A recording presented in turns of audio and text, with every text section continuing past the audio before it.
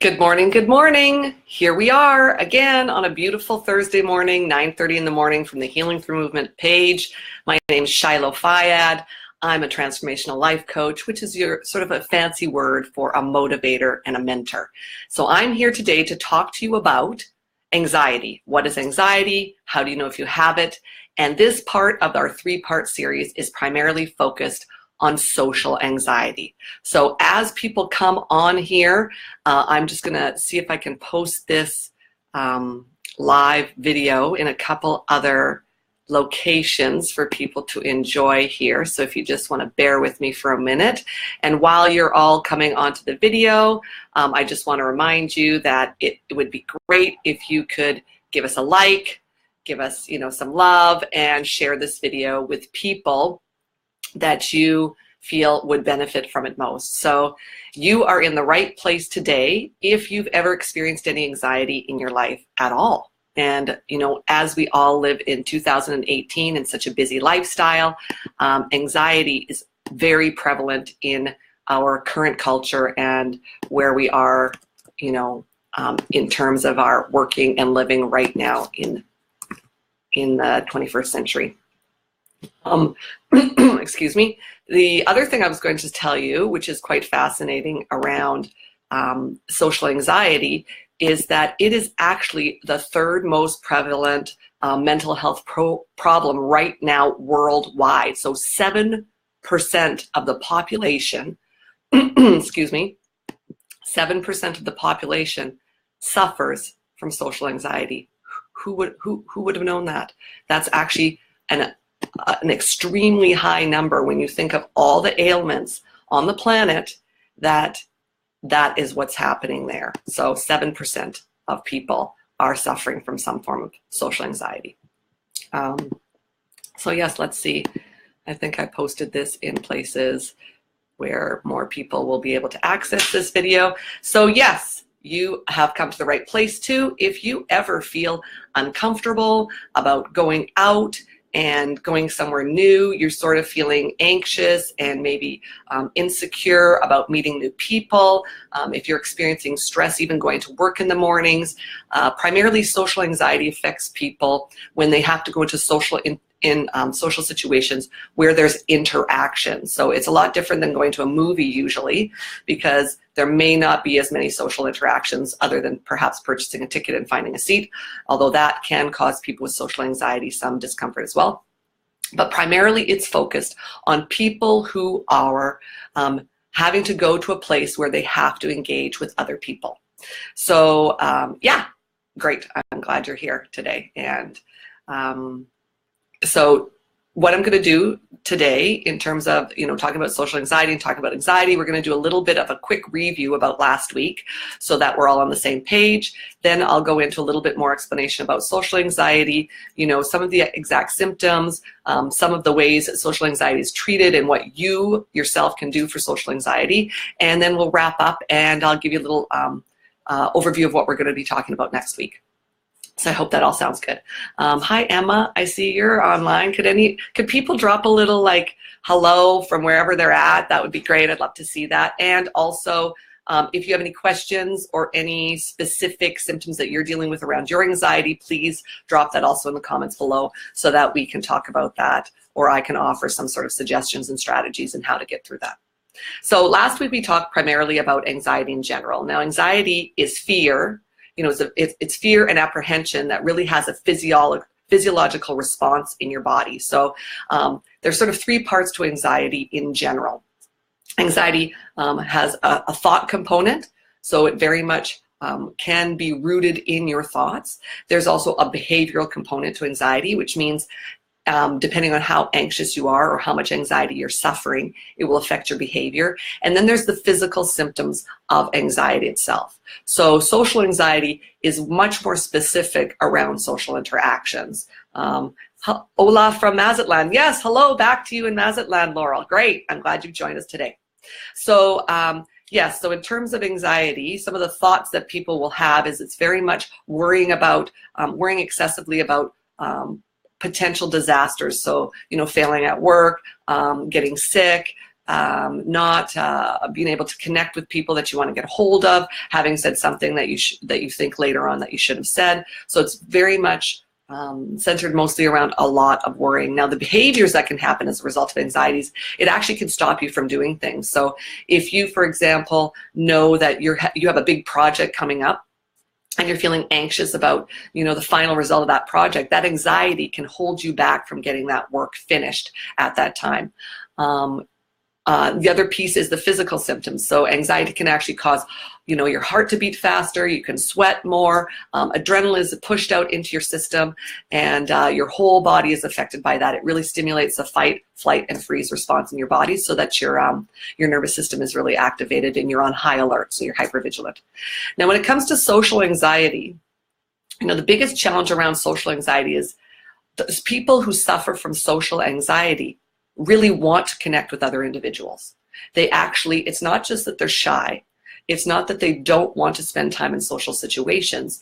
People with social anxiety desperately want to connect, but they are so consumed by what could happen during this connection, during their interaction with other people, that it holds them back from that.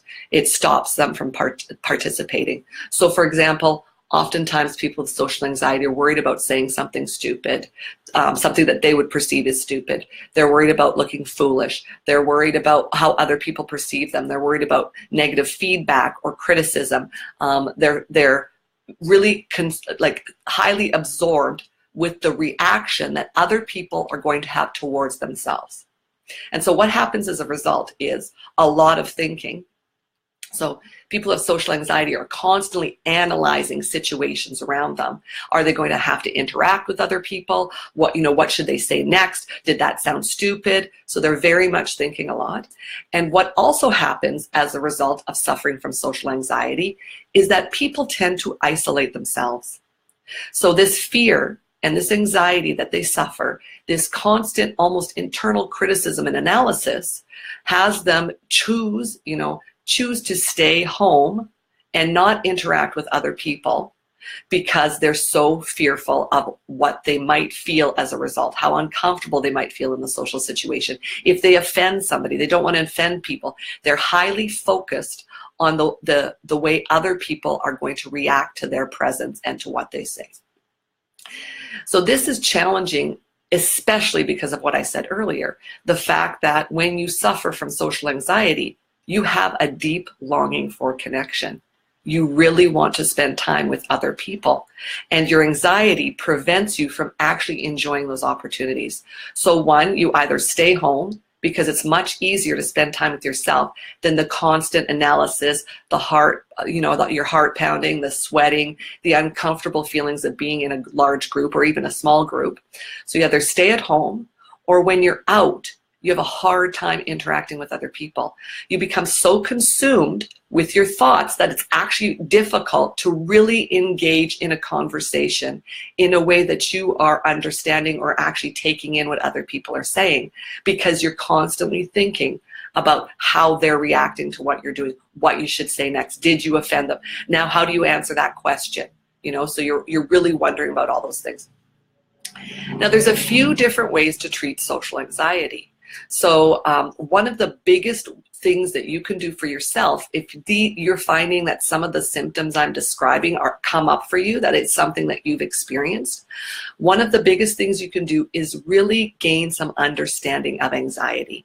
So that's extremely important. If, for example, you're watching this live and all of a sudden you realize, hey, that's happening to me. Before work, I'm starting to think about my conversations with my colleagues, and I'm beginning to plan out kind of what I'm going to say or how I'm going to respond, and particularly in situations with authority figures. So maybe with your boss, or with, if you have to talk to somebody at an office who's a manager, you're already starting to plan things out and troubleshoot, and you're really getting absorbed in it. If you're noticing that some of the things I'm describing describe you, it's really important for you to gain some understanding of anxiety. So I highly encourage you to, I'm imagining very shortly we will have some articles even on this page about anxiety, but also do some searching on the internet or get yourself a book. Yes, Emma says yes, we will definitely have some expert articles on anxiety coming up very shortly that you can, read that will help you move through your symptoms. So gain some understanding of anxiety, understand how it works, sort of the reactions that it causes in your body. Hi, Ray. Hi, back at you there. So that you can actually begin to understand what's happening for you.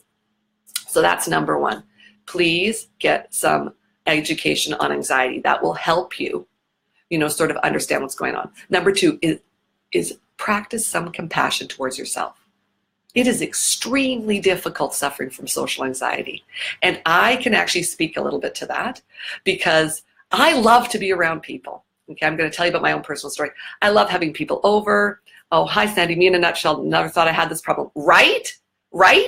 These things surprise us. I'm glad you shared that because, yes, it is quite common because even when I'm working with clients, and I label what's coming up for them as anxiety, social anxiety, they're like, I never really thought that. I never really thought I had anxiety or that I had anxiety in social situations. They can be surprised as well that they're not even aware of it. So step number one is educate yourself. Step number two is compassion. Compassion. One of the hardest parts about having anxiety is that we are so hard on ourselves. We are so very hard on ourselves. So not only are we, going over in our head over and over and over and over again, what am I going to say? How's this going to play out? What should I do? What should I wear? We're angry about it. We're frustrated. We're upset. So gaining some compassion for yourself. So back to this little story. Yes, to thinking about what will happen. Fear of failure. Absolutely. Fear of failure. Yes. You're always sort of thinking like, what next? What's going to happen? What's coming up? So back to this little story. It became apparent to me. So I was just beginning to tell you about how much I love to have people over. And maybe you're like this too. You love to have people around you. You love making meals for people. But when they show up at your house, when you've planned an event, you find that you're spending way more time in the kitchen than you thought you would. You find you're doing all the chopping, cutting, keeping yourself busy in the kitchen, so you don't really have to interact. And I became aware that this is something I do. This is something I do because I have anxiety. I have anxiety about, are people going to enjoy their time at my house? Will they like the food? What time will they be leaving? How do I introduce each other, each person that's coming? Did I plan this correctly? Like, are they going to be okay with the way I serve things? Like, all these things are going on in the background. Ha ha ha, yeah, I like this laughing. That's a good one. Yeah, it's funny, right? Somebody sent a little laughing emoji across it. It's funny. It's ridiculous. All these things are, and somebody's sad and somebody's shocked. Oh, and look at all these different ones. It's going on in the back of my head, all these questions and it's not out loud. I'm not hashing it out. But I just feel so comfortable in the kitchen, getting everything ready, just keeping myself occupied. And I wasn't even aware I was doing this for years until I went to someone else's house. I went to my brother and sister-in-law's house. They had planned this, a great Easter supper. I was in charge of making the turkey, and all the people there were new. I'd never met them before. And when I got there, all I did was work in the kitchen. I worked on the turkey. I made some gravy. I did all these things in the kitchen. So basically, I wouldn't really have to engage with anybody. And it was at that moment that I realized, this is why I've always done this. This is why I've always done this. That I have people over, I work in the kitchen, and I don't really interact. It's because of the anxiety. I feel anxiety around talking to people, around getting to know new people, coming up with things to say. Are you kidding me? I can't, I'm not good at small talk. I just want to talk about the real stuff. As you can see on this live, this is what I like to talk about. In social situations, it's not always appropriate to begin talking about like the emotional part of your life, not unless that engagement is specifically geared towards that. Anyway, so if you can identify yourself in any of these things, then educate yourself, start some compassion. I see we've got an article now in the comments on panic and anxiety attacks. Ray says, my anxiety causes me to be impatient and I have a short fuse. My sister says I'm crabby, but it's anxiety to cope. Yes, that is actually very accurate. That I can totally see how that would cause. Like, you're so stressed, you're kind of crabby and snappy because you're feeling anxious. This is not how anybody wants to feel. When I have people over, I want to enjoy them, but after about 15 minutes, I'm like, okay, I'm ready to be done now. Or I go to an engagement, I'm like, yay, this is going to be so great. I get there, I'm like, I'm ready to leave now. For me, I believe it's rooted in anxiety. So the next thing that you can do is to begin to challenge the thoughts, because oftentimes anxiety is created in your mind. We create our own anxiety. We create our own anxiety. I know I said that 3 times, but sometimes I repeat myself several times to get a point home to you. So I'm just going to check my notes because I wrote a couple things down here that I didn't want to forget. And this was specifically when it comes to learning, like really starting to check in with your thinking. So, you know, I talked about learning about your anxiety, you know, getting some compassion towards yourself. And the third step is to begin to really challenge your thinking.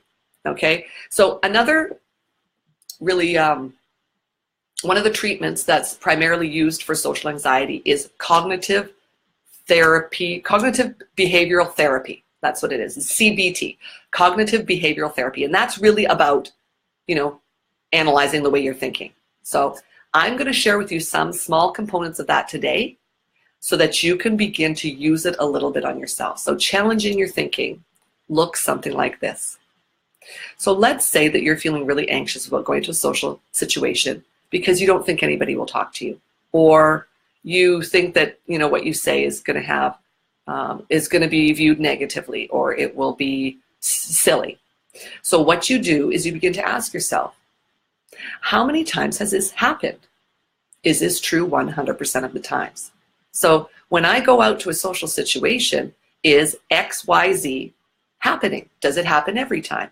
How many times does it happen? Is this realistic? Is this something I need to be afraid of? It's like beginning to sort of unravel some of the thinking. And unless you become really aware of what's happening, of what you're thinking about, it's very hard to sort of step a bit back from this social anxiety and better understand what's happening. So I talked about this weeks ago, but it's really important, especially with anxiety, to develop this practice of noticing. So noticing isn't just outside of yourself. Noticing also involves noticing your thinking, okay? So I'm just going to read out a couple of the specific questions here that I wrote down that you can ask yourself. When you're starting to struggle, you can ask yourself these questions. What is the evidence that supports these thoughts? What is the evidence that supports these thoughts? If you want to write this down, this is a great time to write these things down. What is the evidence to support these thoughts? Okay. Then you can also write down, what is the evidence that does not support these thoughts? So if you're thinking everybody at work hates you, if you're thinking you're stupid, or that, you know, when you're out in public, you only say silly things, or that nobody likes you, nobody will talk to you, really begin to ask yourself, what is the evidence that supports these thoughts? What is the evidence that does not support these thoughts? And more often than not, you actually have more evidence that does not support those thoughts. But because, and this is what I've shared with you last week and some previous times, our body has a negative bias. So just biologically, we have a negative bias. We are more prone to our fight, flight, or freeze response than anything else because it keeps us alive, right? And especially in the past, it kept us alive. It kept us from being eaten, from being killed by other tribes, right? So our body's still in that, even though in this day and age, we don't really need that same response, right? So what you need to do is become very, very aware of when that's coming up, when all those thoughts are coming up and you're trying to reason things out and protect yourself and take care of things and control the circumstances in social settings. What is the evidence that supports this? And what is the evidence that does not support this thought? And sometimes you might have to dig deep, or you might need help from somebody else to work through this, because you actually have a hard time thinking about the evidence that doesn't support it. But there's a lot, because you're right here today. You've lived how many odd years in social situations you've survived. You're here today. So there is evidence against any of those negative thoughts that you're thinking around social situations. And yes, Sandy, past experiences, for sure. A negative experience will stick with us more than a positive experience. An individual neurologically needs 5 positive experiences to actually tip the scale towards positivity. So if you have 1 negative experience in a social setting, you will need 5 positive social setting experiences Five positive experiences in a social setting. Maybe that's how you word it, to tip the balance out of that negativity, right? Just so that you know, this has to do with your brain and neurology, okay? Let's see what other, so the other question that I have here, which I thought was really great, is what would I say to my best friend if she was having this thought? You pull the best friend card. What would I say to my best friend or my child that I love if she or he was having these thoughts? Okay. The other thing you can do to sort of shake things up, and now this might be a little bit outside your comfort zone. We're running out of time here, so I'm going to speed it up a bit. So just to give you a recap, because I always like doing a review. I'm a teacher by trade, so I like to, summarize, review, make sure everybody's got all the content they need. Number one, if you suffer from social anxiety, or if anything in this video has resonated with you, please educate yourself. Learning about your social anxiety, learning about anxiety disorders in general will help you better understand yourself. Number one. So educate yourself. Information. Information is power. Knowledge is power, people. Number two, compassion. Be compassionate towards yourself. People with anxiety are often extremely hard on themselves. Compassion. One, information. Two, compassion. Three, begin to challenge your thoughts. Begin to really, evaluate your thinking. And you can also do this. So we talked about what questions to ask yourself, but you can also take some action. You can do some silly things, people. We all need to do some silly things in our lives. Here's an example. Let's say you're really afraid of asking silly questions. Let's say you're concerned the sun will plummet into the earth if that happens, right? That's what it feels like when you have anxiety. That is what it feels like, okay? I can relate because I know anxiety. Anxiety is one of my other best friends, like depression had been for years, although she doesn't really make an appearance anymore. You can do some silly things. You could be in the grocery store and be standing in the produce section, maybe near the bananas or the avocados, and you could ask somebody where they are. You could ask somebody where the avocados or bananas are. A silly question, and see what happens. See what happens. It might be outside your comfort zone, but it's a way to kind of play with this and sort of retrain your brain to see, oh, I can survive a silly question. I can survive, asking a silly question and see what the response is. You could be on the street and ask for directions to that street. There's all sorts of ways that you can play with it a little bit. Play with it a little bit. It's not fun having anxiety, and oftentimes we take it really seriously because it is serious, but we need some play in our lives. We need to sort of shake it up a little bit up here because we get so stuck. So that's all I have for you today. Again, information, compassion, and evaluating your thinking. Really use some cognitive behavioral therapy questions to get yourself unstuck there. That's it, people. It's great to have you. Thursday morning, 9:30. Again, I'll be back next week. We'll be talking about panic attacks and what you can do. And if you've loved this video, share it. Share this video with every single person you can think of that suffers from anxiety, because we want to, bring some more joy and peace and happiness into this world. Enough with the anxiety. Anxiety is over, people.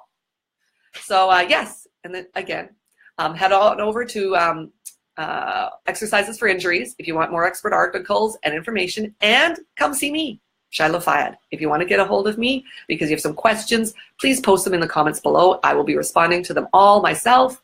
And you can also, if you have something private, something more like personal that you want to talk about, you can check me out, Shyloe Fayad on Facebook. Send me a direct message or a private message, or you can head on over to Happiness Habits by Shyloe. I hope you've had a great morning so far. I have. This always makes my day. And have fun. And take good care. And we'll see you next week. Bye for now. Thanks, Sandy, for joining in. And all of the rest of you as well. But Sandy just said thanks. Okay, bye.